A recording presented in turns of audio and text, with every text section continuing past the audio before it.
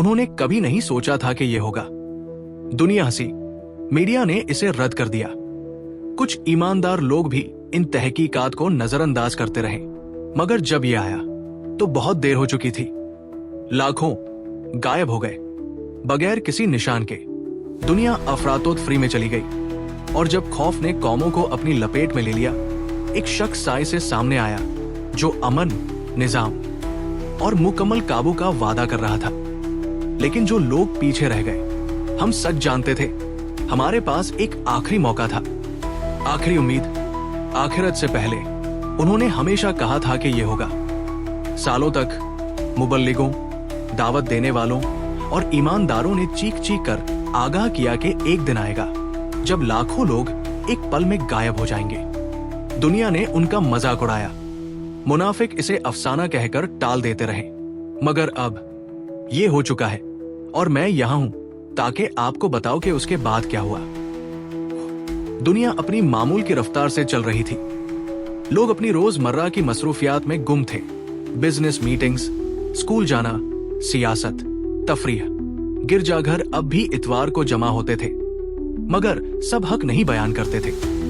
बहुत से सिर्फ दौलत, खुदसाजी और आराम की बात करते थे, ना कि रूहों को अब्दी जिंदगी के लिए तैयार करना। फिर एक पल में सब कुछ बदल गया।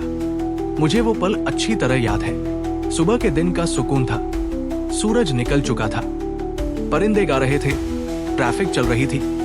हर शख्स अपनी जिंदगी जी रहा था जैसे हमेशा जीता आया है। और फिर वो चले गए, ना बीमार, ना जख्मी, ना छुपे हुए, सिर्फ गायब हो गए, हवा में घुल गए। गाड़ियां बिल्डिंग से टकराई, हवाई जहाज आसमान से गिरे। माओ ने अपने खो चुके बच्चों के लिए चीखा। मजदूर जहां खड़े थे वहां खौफ का मंजर था जब उनके साथी एक एक करके गायब हो गए। एक पल में अफरातोफरी छा गई। न्यूज चैनल्स इसे समेट नहीं पा रहे थे। हर मुल्क से खबरें आने लगी। हुकूमत ने पूरी दुनिया में इमरजेंसी का ऐलान कर दिया। कोई जवाब नहीं था, मगर इल्जाम हर जगह लगाए जा रहे थे। कुछ लोग इसे मास एक्शन कह रहे थे, कुछ कह रहे थे ये एलियंस का काम है, और कुछ कह रहे थे कि ये एक क्वांटम इवेंट है। लेकिन जो लोग असल सच जानते थे, उन्हें कोई शक नहीं था। हमने इन ताबीरों को नजरअंदाज किया था। हमने अपने कुदरती मौका गवा दिया था, और अब हम पीछे रह गए थे।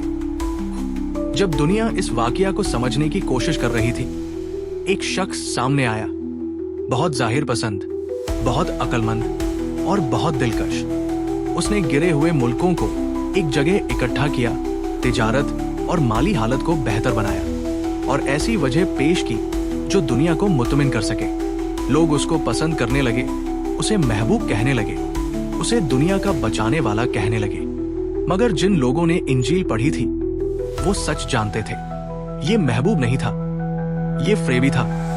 फिर एक नया निजाम आया, एक नया माली सिस्टम, एक निशान जो जिस्म पर लगाया गया, जिससे खरीदो फरोख्त या सिर्फ जिंदा रहना भी मुमकिन नहीं था। लोगों ने इसे हल समझा, लेकिन जो असल हकीकत जानते थे वो छुप गए। जिन्होंने इस निशान को लेने से इनकार किया, उनका शिकार किया गया, उन्हें समाज से निकाल दिया गया, उन्हें जिंदा जलाया गया। दुनिया अंधेरे के सबसे गहरे दौर में चली गई, लेकिन उसके बावजूद खुदा ने हमें नहीं छोड़ा। जिन लोगों ने पहले तंबी को नजरअंदाज किया था, अब गिरकर माफी तलब कर रहे थे। छुपे हुए मकामात पर गिरजाघर बने।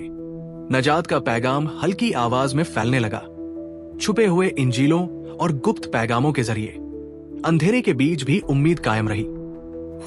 और फिर आसमान खुल गया, बिजली चमकी, गरज सुनाई दी, और पूरा आसमान रोशन हो गया। वो वापस आया जैसे उसने वादा किया था। अब वो सिर्फ एक मसलूब नौजवान नहीं था, बल्कि एक फतेहमंद बादशाह था।